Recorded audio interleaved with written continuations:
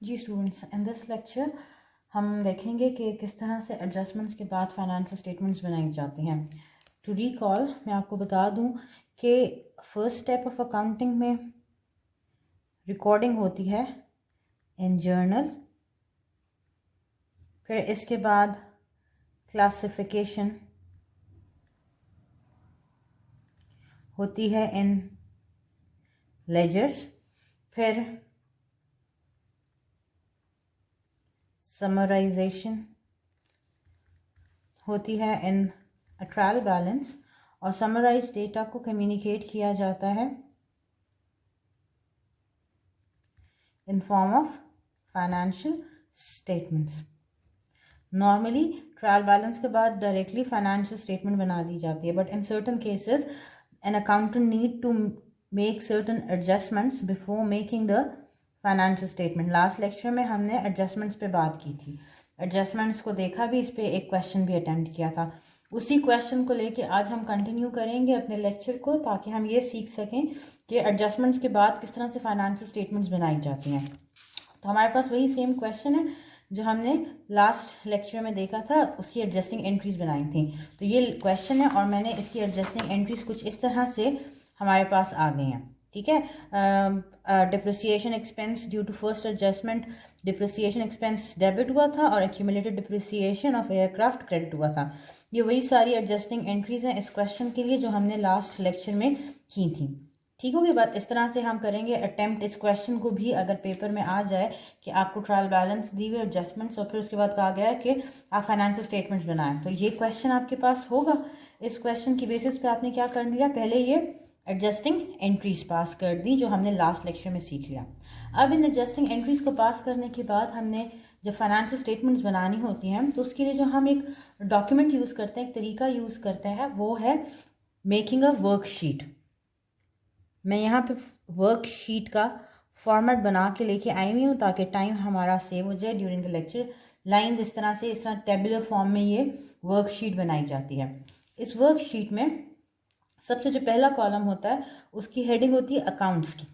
Accounts, यहाँ पे हमने डिफरेंट अकाउंट नेम्स लिखने होते हैं। अब ये अकाउंट नेम्स कहाँ से आते हैं, ये जो हमारे पास क्वेश्चन है इसमें ये ट्रायल बैलेंस दी हुई है ना, इसमें ये अकाउंट नेम्स हैं, ये इनकी डेबिट वैल्यूज़ हैं, ये क्रेडिट वैल्यूज़ हैं।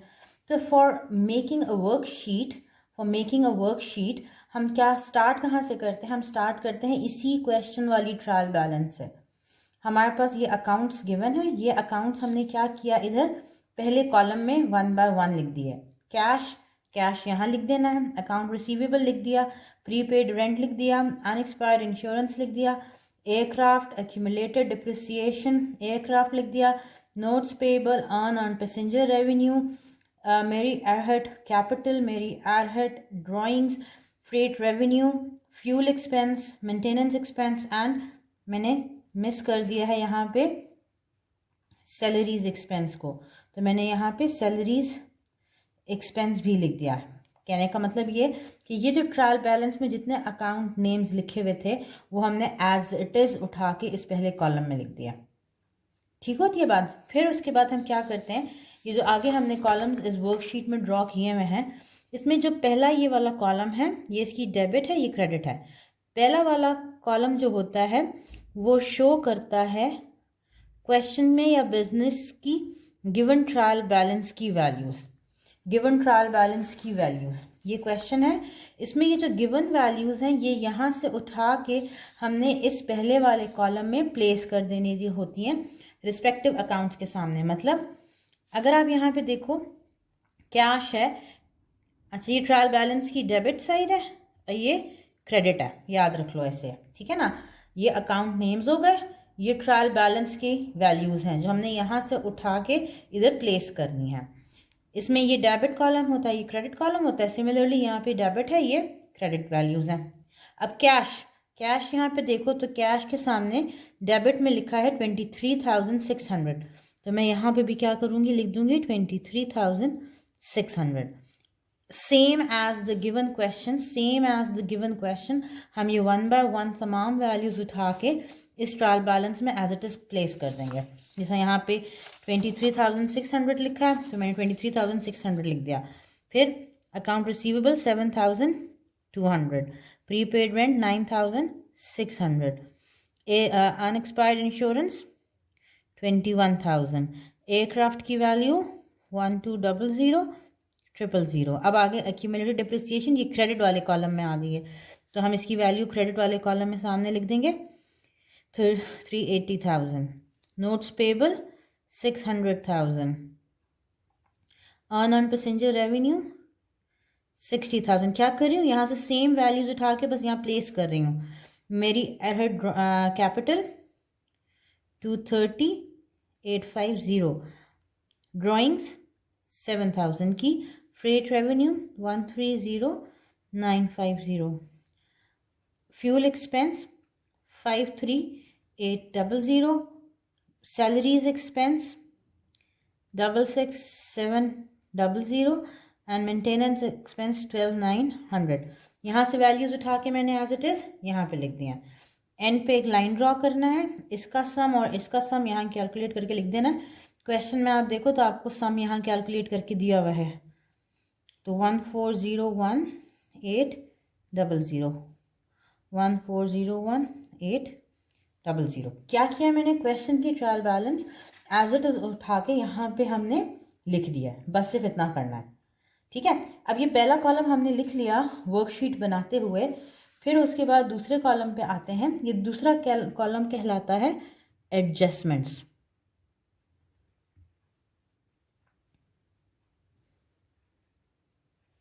एडजस्टमेंट्स, ठीक है, दूसरा कॉलम कहलाता है एडजस्टमेंट्स. ये एडजस्टमेंट्स का डेबिट कॉलम है, ये एडजस्टमेंट्स का क्रेडिट कॉलम है. एडजस्टमेंट्स के लिए हमने क्या करना है, इस कॉलम को फिल करने के लिए हमें चाहिए अपनी एडजस्टिंग एंट्रीज जो हमने पास की हैं. लास्ट क्लास में हमने सीखा था, लेक्चर में सीखा था एडजस्टिंग एंट्रीज बनाना. तो ये जो एडजस्टिंग एंट्रीज बनाई हैं, अब इसमें से डेटा उठा के हमने इस एडजस्टमेंट्स वाले कॉलम में प्लेस करना है. ये वाली वैल्यूज उठा के रिस्पेक्टिव अकाउंट्स के सामने यहाँ पे लिख देनी है. कैसे लिखनी है आप देखो. पहले एडजस्टमेंट में डिप्रिसिएशन एक्सपेंस ऑफ एयरक्राफ्ट लिखा है, उसके सामने लिखा है 10,000. Depreciation expense of aircraft 10,000. अब ये डेटा मैंने इस एडजस्टमेंट में प्लेस करना है. तो करूँगी मैं ऐसे कि मैं पहले अकाउंट नेम में सर्च करती हूँ. ये जो गिवन अकाउंट नेम्स हैं, इन अकाउंट नेम्स में क्या डिप्रिसिएशन एक्सपेंस ऑफ एयरक्राफ्ट कहीं लिखा हुआ है, कहीं लिखा हुआ है? नहीं जी, इनमें कहीं पे भी डिप्रिसिएशन एक्सपेंस ऑफ एयरक्राफ्ट वाला अकाउंट यहाँ कहीं नहीं नज़र आ रहा. तो मैं क्या करूँगी, मैं यहाँ पे लिखूँगी जो ये अकाउंट नेम है डिप्रिसिएशन एक्सपेंस ऑफ एयरक्राफ्ट. मैंने डिप्रिसिएशन की जगह DEP शॉर्ट फॉर्म में लिखा है. ठीक है, आपने जो है, एक मिनट, आपने यहाँ पे पूरा डिप्रिसिएशन, प्लीज वेट, आपने यहाँ पे पूरा डिप्रिसिएशन लिखना है. क्लियर होती है बात. अब इस एडजस्टिंग एंट्री में depreciation of aircraft, depreciation expense of aircraft में 10,000 था, डेबिट हो रहा था. तो मैं इसके सामने एडजस्टमेंट्स में हम वैल्यू एंटर कर रहे हैं, यहाँ पे मैं लिख दूंगी 10,000. ठीक हो गई बात. एडजस्टिंग एंट्री पे वापस आते हैं. फिर लिखा है एक्यूमुलेटेड डिप्रिसिएशन ऑफ एयरक्राफ्ट. अगला अकाउंट ये है, ये मैं सर्च करती हूँ, यहाँ पे कहीं पे है. हाँ जी, यहाँ एक्यूमुलेटेड डिप्रिसिएशन ऑफ एयरक्राफ्ट का अकाउंट नेम इस्तेमाल ऑलरेडी हुआ था, तो मुझे एंड पे लिखने की ज़रूरत नहीं है. मैं क्या करूँगी, इसके सामने क्रेडिट के कॉलम में क्या लिख दूँगी 10,000. इसके सामने मैंने क्रेडिट वाले कॉलम में क्यों लिखा, ये एडजस्टमेंट्स का कॉलम है, हम एडजस्टमेंट्स का डेटा प्लेस कर रहे हैं वर्कशीट में. क्योंकि यहाँ एक्यूमुलेटेड डिप्रिसिएशन क्रेडिट हो रहा था, तो मैंने इसलिए यहाँ पे क्रेडिट वाले कॉलम में एक्यूमुलेटेड डिप्रिसिएशन के सामने लिख दिया 10,000. अगली एडजस्टिंग एंट्री पे आते हैं, अनअर्न्ड पैसेंजर रेवेन्यू. मैं देखती हूँ कि इन अकाउंट्स में कहीं अनअर्न्ड पैसेंजर रेवेन्यू लिखा हुआ है. बिल्कुल जी, यहाँ लिखा हुआ था unearned passenger revenue. Adjusting entry में क्या हो रहा है, डेबिट हो रहा है. तो मैं ये अनअर्न्ड पैसेंजर रेवेन्यू के सामने एडजस्टमेंट्स में डेबिट कॉलम में लिख दूंगी 38,650. मैंने क्या किया, यहाँ से ये वैल्यू उठाई, यहाँ देखा अनअर्न्ड पैसेंजर रेवेन्यू लिखा हुआ है, इसके सामने डेबिट के कॉलम में ये अमाउंट, जो यहाँ अमाउंट लिखी हुई थी वही अमाउंट मैंने इधर प्लेस कर दिया. ठीक होती है बात. दूसरा अकाउंट यहाँ पे क्या हो रहा है, फ्रेट रेवेन्यू क्रेडिट बाय 38,650। तो मैं यहाँ सर्च करती हूँ, फ्रेट रेवेन्यू है जी, बिल्कुल यहाँ पे फ्रेट रेवेन्यू लिखा हुआ था ऑलरेडी। तो मैं इसी रो में क्रेडिट के कॉलम में लिख दूंगी क्या, 38,650। ठीक होगी बात। अगली एडजस्टमेंट पे आते हैं, salaries expense. Salaries expense debit हुआ था बाय 3300। हम देखते हैं यहाँ कहीं सैलरीज एक्सपेंस है, बिल्कुल सैलरीज एक्सपेंस का अकाउंट ऑलरेडी है। तो मैं एडजस्टमेंट्स में सैलरीज एक्सपेंस वाली रो में डेबिट के कॉलम में लिख देती हूँ 3300। अगला अकाउंट है सैलरीज पेएबल। यहाँ कहीं सैलरीज पेएबल है, कहीं सैलरीज पेएबल नहीं लिखा, तो मैं नीचे एंड पे इस डिप्रिसिएशन एक्सपेंस के बाद एंड पे लिखती हूँ सैलरीज पेएबल, और सैलरीज पेएबल में क्रेडिट के कॉलम में लिख दूंगी 3300। बात समझ में आती है। आगे मूव करते हैं, इंटरेस्ट एक्सपेंस। इंटरेस्ट एक्सपेंस ये हमने सारे एडजस्टमेंट्स लिख ली वर्कशीट में, इस पे आ रहे हैं। Interest expense of 5000। यहाँ देखते हैं कहीं पे इंटरेस्ट एक्सपेंस है, कहीं पे इंटरेस्ट एक्सपेंस का अकाउंट नेम यूज़ हुआ है। यहाँ आप देखो तो यहाँ कहीं इंटरेस्ट एक्सपेंस का अकाउंट यूज़ नहीं हुआ, तो मैं सैलरीज पेएबल के नीचे खुद से लिखूंगी इंटरेस्ट एक्सपेंस, और डेबिट के कॉलम एडजस्टमेंट्स वाले कॉलम में इसके सामने वाली रो में डेबिट में लिख दूंगी 5000। अगला यहाँ पे था इंटरेस्ट पेएबल क्रेडिट बाय 5000। यहाँ कहीं इंटरेस्ट पेएबल है, यहाँ पहले से कहीं नहीं था अकाउंट, तो मैं एंड पे लिखती हूँ इंटरेस्ट पेएबल। इंटरेस्ट पेएबल के सामने क्रेडिट के कॉलम में लिख दूंगी 5000। लास्ट एडजस्टिंग एंट्री रह गई इंश्योरेंस एक्सपेंस डेबिट बाय 2100। यहाँ पे हम देखते हैं कहीं इंश्योरेंस एक्सपेंस लिखा है, कहीं नहीं लिखा, तो मैं इधर नीचे लिखूंगी इंश्योरेंस एक्सपेंस डेबिट के कॉलम में 2100। लास्ट में रह गई वैल्यू जो अभी तक नहीं लिखी, unexpired insurance credit by 2100। Unexpired insurance यहाँ पे है, बिल्कुल जी यहाँ अनएक्सपायर्ड इंश्योरेंस है, तो इसकी सामने रो में क्रेडिट के नीचे लिख दूंगी 2100। मैंने क्या किया, जो एडजस्टिंग एंट्रीज पास की थी उसका डेटा उठा के मैंने इसी एक टेबल में पुट कर दिया, इसी टेबल में पुट किया है, ताकि हम क्या कर सकें, एडजस्टमेंट करने के बाद अपनी फाइनेंशियल स्टेटमेंट्स की कंस्ट्रक्शन कर सकें।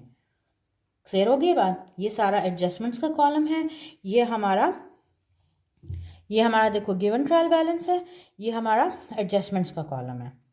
क्लियर होती है बात। अब थर्ड स्टेप में ये जो थर्ड कॉलम है इसको हमने कंस्ट्रक्ट करना होता है। इस कॉलम को हम कहते हैं, ये है एडजस्टेड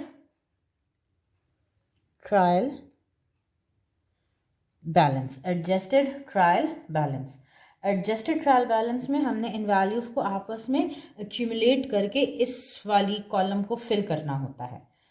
ठीक होती है बात। किस तरह फिल करते हैं, सिंपली जो न्यूमेरिकल वैल्यूज हैं उनको एडजस्ट करके आगे इस कॉलम में वैल्यूज को पुट करना होता है। याद रखें, एक रूल अप्लाई किया जाता है इस एडजस्टेड ट्रायल बैलेंस को बनाने के लिए। अगर वैल्यूज डेबिट, दोनों वैल्यूज गिवन ट्रायल बैलेंस की और एडजस्टमेंट की दोनों वैल्यूज डेबिट कॉलम में हैं, तो उनको ऐड करके डेबिट में लिखा जाएगा। गिवन ट्रायल बैलेंस की और एडजस्टमेंट की कोई वैल्यू अगर दोनों डेबिट कॉलम में है तो उनको ऐड करके डेबिट के कॉलम में लिखा जाएगा। अगर गिवन ट्रायल बैलेंस और एडजस्टमेंट की वैल्यूज दोनों क्रेडिट हैं, दोनों क्रेडिट के कॉलम में लिखी हैं, तो उनको ऐड करके क्रेडिट के कॉलम में लिखा जाएगा। Simply stated, debit debit add करके डेबिट करना है, क्रेडिट क्रेडिट ऐड करके क्रेडिट करना है। ठीक है। और अगर डिफरेंट कॉलम्स में वैल्यूज हैं, एक वैल्यू ट्रायल बैलेंस की गिवन वैल्यू डेबिट है, एडजस्टमेंट क्रेडिट में है, गिवन ट्रायल बैलेंस डेबिट में है, एडजस्टमेंट की वैल्यू क्रेडिट में है, दोनों डिफरेंट हो गए ना, डेबिट क्रेडिट। अब वैल्यूज को माइनस करके और बड़ी वाली वैल्यू के कॉलम में लिख देते हैं। इसको आगे कैलकुलेट करते हैं तो फिर आपको ये चीज़ समझ में आएगी।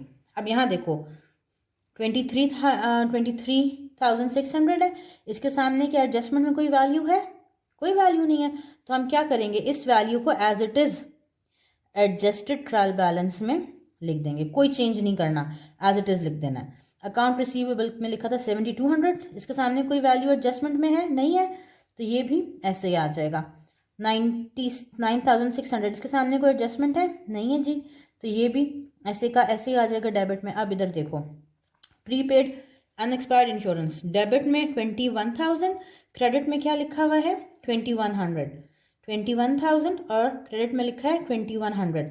एक वैल्यू डेबिट में है, एक वैल्यू क्रेडिट में है, एक वैल्यू डेबिट में है, एक वैल्यू क्रेडिट में है। यहाँ पे इन दोनों वैल्यूज़ को हमने क्या करना है, हमने इन दोनों वैल्यूज़ को अब माइनस करना है, सब्ट्रैक्ट करना है।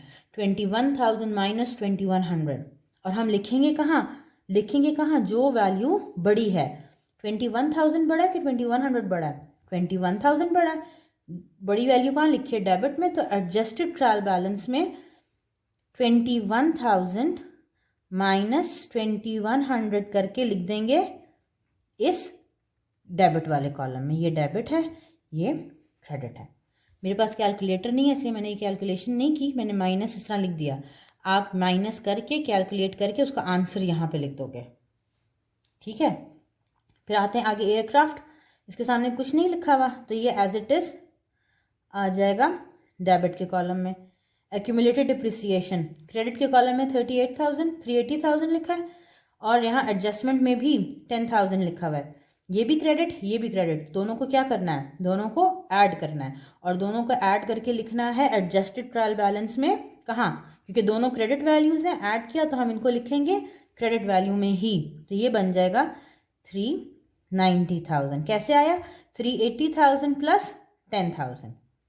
फिर इसके बाद 600,000 है, यहाँ कोई सामने वैल्यू है इसके नहीं है ना, तो इसको हम क्रेडिट के कॉलम में ही लिख देंगे एज इट इज़ 600,000। फिर अनअर्न्ड पैसेंजर रेवेन्यू, क्रेडिट में 60,000, डेबिट एडजस्टमेंट जो है उसमें डेबिट में लिखा है 38,650। ये क्रेडिट है, ये डेबिट है, ये क्रेडिट है, ये डेबिट है, दोनों डिफरेंट कॉलम्स आ गए। तो वैल्यूज़ को क्या करना है, वैल्यूज़ को हमने माइनस करना है, और माइनस करके कहाँ लिखेंगे, जो दोनों में से बड़ी वैल्यू है, दोनों में से बड़ी कौन सी है 60,000, और 60 कहाँ है, क्रेडिट है, तो इसलिए एडजस्टेड ट्रायल बैलेंस में 60,000 माइनस 38,650 करके ये वैल्यू आपके पास यहाँ पे कैलकुलेट होके लिखी जाएगी। कैलकुलेटर पे माइनस करोगे और जो आंसर आएगा वो यहाँ लिख दोगे। समझ आती है बात की। फिर अगले पे आते हैं, यहाँ कैपिटल, इसमें एडजस्टमेंट में कुछ भी नहीं लिखा हुआ, तो ये एज इट इज़ क्रेडिट के कॉलम में आ जाएगा, ठीक है। फिर ड्राइंग्स में यहाँ सामने कोई वैल्यू लिखी है नहीं लिखी, तो ये एज इट इज़ 7,000 यहाँ डेबिट में था, तो यहाँ पे भी डेबिट में आ जाएगा। फ्रेट रेवेन्यू क्रेडिट में लिखा था और ये भी क्रेडिट में लिखा है, दोनों क्रेडिट के कॉलम्स हैं, देखें दोनों क्रेडिट के कॉलम्स हैं। तो क्रेडिट मीन्स वैल्यूज़ को ऐड करना है, और ऐड करके कहाँ लिखना है, क्रेडिट के कॉलम में ही लिखना है। तो ये हो जाएगा 13950 प्लस 38,650। वैल्यूज़ को ऐड करके आंसर यहाँ लिखोगे। मेरे पास कैलकुलेटर नहीं है इसलिए मैं इनको कैलकुलेट नहीं कर रही, आप इन दोनों को ऐड करके आंसर यहाँ पे लिखोगे। फ्यूल एक्सपेंस के सामने कुछ नहीं है, तो ये एज इट इज़ आ जाएगा। मेंटेनेंस एक्सपेंस के सामने कुछ नहीं है, ये ऐसे का, ये डेबिट में लिखा है तो यहाँ पे भी डेबिट में ही लिखा आएगा। यहाँ देखो सैलरीज एक्सपेंस, ये और ये ट्रायल बैलेंस गिवन में भी डेबिट में है, एडजस्टमेंट में भी डेबिट है, डेबिट है, दोनों एक ही तरह की वैल्यू, एक ही कॉलम में वैल्यूज है, मतलब दोनों डेबिट हैं, तो इनको हम क्या करेंगे, ऐड कर देंगे, और ऐड करके ये लिखेंगे कहाँ, एडजस्टेड ट्रायल बैलेंस में, डेबिट के कॉलम में। तो 66700 प्लस 3300 ऐड करके जो आंसर आएगा वो यहाँ पे लिखा जाएगा। मेरे पास कैलकुलेटर नहीं है, फिर बता रही हूँ, यहाँ ऐड करके आप इनका टोटल लिखोगे। समझ आती है बात की। आगे मूव करते हैं। डिप्रिसिएशन ऑफ एयरक्राफ्ट हमने एडजस्टमेंट की थी, यहाँ गिवन में कुछ नहीं था, गिवन ट्रायल बैलेंस ब्लैंक था, एक ही वैल्यू है ना, तो ये एज इट इज़ आ जाएगी कहाँ पे, डेबिट के कॉलम में था, तो ये एज इट इज़ लिखा जाएगा डेबिट में। सैलरीज पेबल पहले कुछ भी नहीं था, क्रेडिट में ये था, तो ये एज इट इज़ आ जाएगा यहाँ पे। इंश्योरेंस एक्सपेंस पहले कुछ नहीं था लेकिन एडजस्टिंग एंट्री में डेबिट में आया था, तो ये एज इट इज़ आ जाएगा 5000। इंटरेस्ट पेबल पहले और कोई वैल्यू नहीं है, एक ही 5000 है, तो ये 5000 एज इट इज़ क्रेडिट के कॉलम में आ जाएगा। इंश्योरेंस एक्सपेंस 2100 पहले कुछ नहीं था, एक ही वैल्यू है, तो ये एज इट इज़ आ जाएगी इधर डेबिट कॉलम में, फॉरवर्ड हो जाएगी। तो ये हमने अब क्या किया, हमने ये किया है एडजस्टेड ट्रायल बैलेंस बनाया है, एडजस्टेड ट्रायल बैलेंस बनाया है by taking the by taking the given trial balance values and adjustments. आपस में इनको प्लस माइनस करके हमारे पास एडजस्टेड ट्रायल बैलेंस का कॉलम आ जाता है। यहाँ तक बात समझ में आती है? अगर आपको क्वेश्चन में कहा जाए कि prepare adjusted trial balance, prepare adjusted trial balance, तो आपने यहाँ तक का काम करना है, सिर्फ यहाँ तक का काम करके आपने दे देना, ये आपने एडजस्टेड ट्रायल बैलेंस बना दिया। क्लियर होती है बात, समझ आती है? और इसको हम ये कहते हैं, इसको हम कहते हैं worksheet. This is a worksheet.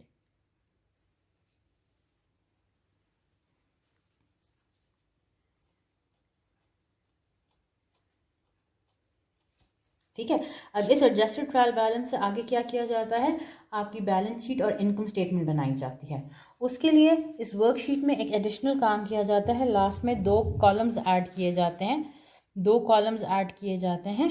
एक होता है इनकम स्टेटमेंट का कॉलम और एक होता है बैलेंस शीट का कॉलम। ठीक है, वैसे ये डेबिट है, ये क्रेडिट है, ये डेबिट है और ये क्रेडिट है। इन 2 कॉलम्स में क्या करना होता है, इन 2 कॉलम्स में सिंपली इन वैल्यूज़ को, ये जो हमने डिफरेंट अकाउंट्स को एडजस्ट करके हमने ये वैल्यूज़ लिखनी है, इन वैल्यूज़ को खाली डिवाइड करके लिखा जाता है। जो इनकम स्टेटमेंट के अकाउंट्स होते हैं वो इस कॉलम में लिख दिए जाते हैं, और जो बैलेंस शीट के अकाउंट्स होते हैं उनकी वैल्यूज़ इस कॉलम में लिख दी जाती है, सिर्फ आसानी के लिए, इसका और कोई मकसद नहीं है। सिंपली इन वैल्यूज़ को देखते हैं कि कौन सी वैल्यू जानी है इनकम स्टेटमेंट में, उसको इनकम स्टेटमेंट में लिख देते हैं, इस कॉलम में लिख देते हैं, और जो वैल्यूज़ जानी होती है बैलेंस शीट में उनको यहाँ लिख देते हैं। फॉर एग्जांपल, अब पहला अकाउंट था कैश। कैश में हमारे पास लिखा है 23,600। अब ये जो कैश अकाउंट है ये कौन सी स्टेटमेंट में जाता है, इनकम स्टेटमेंट में जाता है कि बैलेंस शीट में जाता है? कैश का अकाउंट जाता है बैलेंस शीट में। तो इसका मतलब है कैश के सामने जो 23,600 ये एडजस्टेड ट्रायल बैलेंस में वैल्यूज आई हैं, इनको हमने आगे ट्रांसफर करना है। तो ये जो वैल्यू आई है इसको हम कहाँ लिखेंगे, बैलेंस शीट के अंदर लिख देंगे।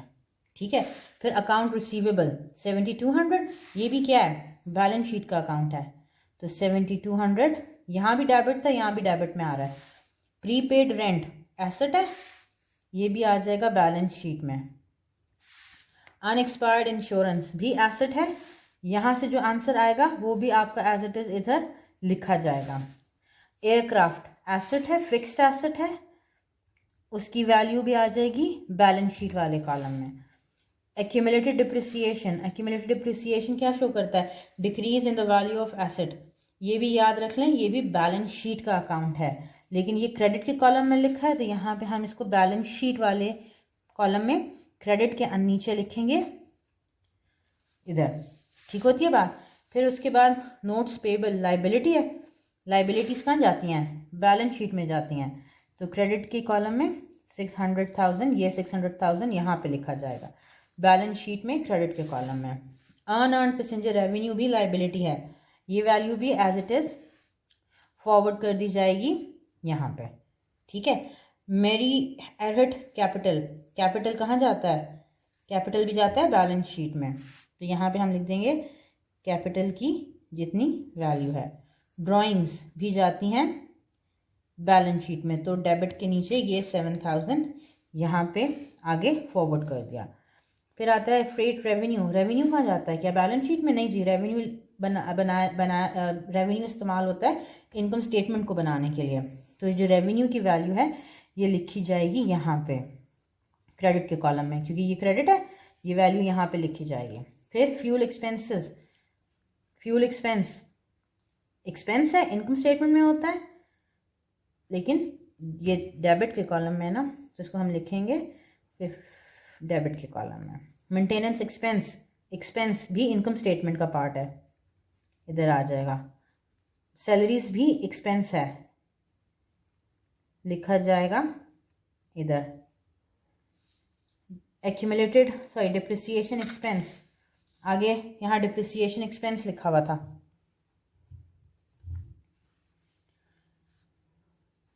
डिप्रिसिएशन एक्सपेंस था 10,000, ये 10,000 भी कहाँ जाएगा, एक्सपेंस है, डेबिट साइड पे इनकम स्टेटमेंट वाले कॉलम में। सैलरीज पेबल में 3,300 लिखा था, लाइबिलिटी है, ये जाएगा कहाँ पे, ये जाएगा जी बैलेंस शीट में, जो लास्ट में बैलेंस शीट वाला कॉलम बनाया था उसके अंदर।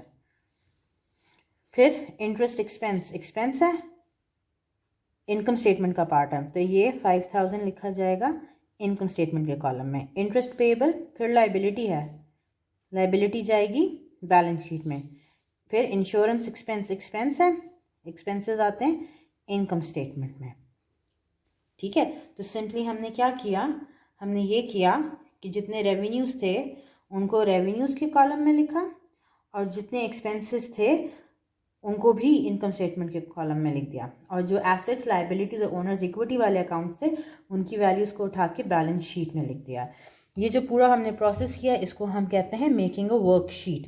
ये अगर आप देख लो, अगर आप देखें मैं आपको ऐसे दिखा देती हूँ, this is a worksheet, this is a worksheet. इस वर्कशीट को बनाने में हमने सिंपली इन डिफरेंट अकाउंट्स को एक टेबल की फॉर्म में ले आए हैं।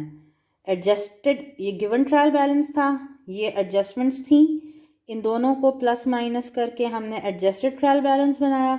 इस एडजस्टेड ट्रायल बैलेंस में से जो बैलेंस शीट के अकाउंट्स थे, मतलब एसेट्स लाइबिलिटीज और ओनर्स इक्विटी बैलेंस शीट में लिख दिए, और जो रेवेन्यू और एक्सपेंसेस थे उनको हमने लिख दिया कहाँ पे, इनकम स्टेटमेंट में। ये रेवेन्यू यहाँ पे आ जाएगा और बाकी जितने एक्सपेंसेस थे वो यहाँ पे आ गए। ये है वर्कशीट बनाने का काम। अगर क्वेश्चन में आपसे कहा जाए कि प्रिपेयर अ वर्कशीट, तो you have to follow complete all these steps. ये एक वर्कशीट है। इस वर्कशीट के बाद क्या करते हैं कि हम बैलेंस शीट और इनकम स्टेटमेंट बनाते हैं। जैसे नॉर्मली हमने पिछले लेक्चर में देखा था कि पिछले क्वेश्चन में देखा था कि जी हमने बनानी है इनकम स्टेटमेंट और बैलेंस शीट, बिल्कुल वैसे ही, बस यहाँ से ये डेटा उठा के इनकम स्टेटमेंट के फॉर्मेट में और बैलेंस शीट के फॉर्मेट में पुट कर देना। I hope this is clear. कोई क्वेश्चन हो तो you can ask me in the group. Thank you so much.